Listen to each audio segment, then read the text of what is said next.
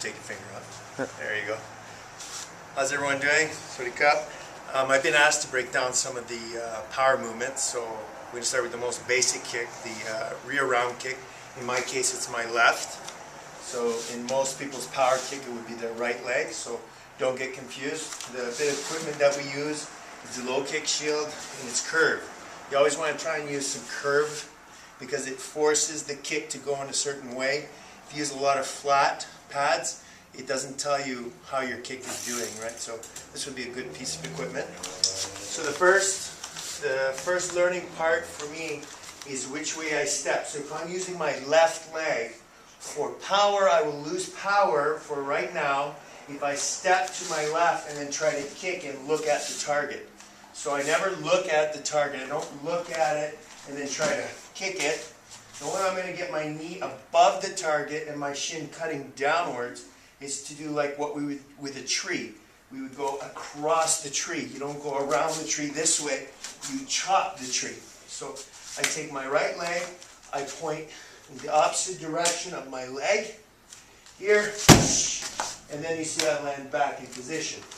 Some of the things you want to look for on the foot, I'll correct as I throw each kick.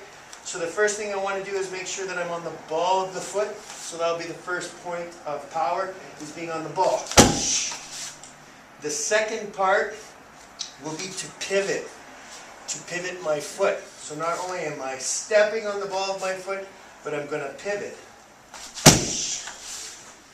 And then what I'm going to add is what we call tone. So if you want to come on the other side,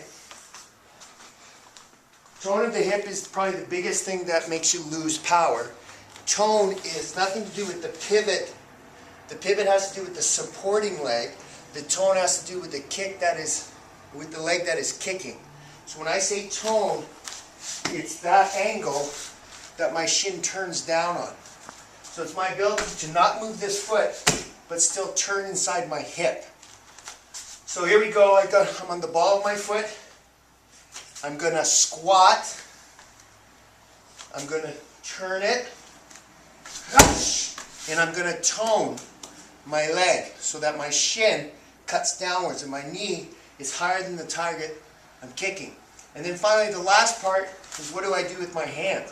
If I'm really close, my hands are going to be blocking, working. If I'm really far, I'm kicking the target from far and I want a lot of power, I'm going to treat it like I'm running, like I'm sprinting.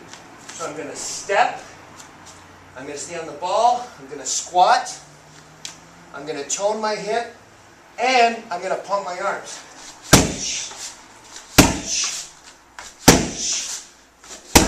And tone, tone, tone. And that's how you get power in your rear round kick. Thanks. Sawasdee Cup.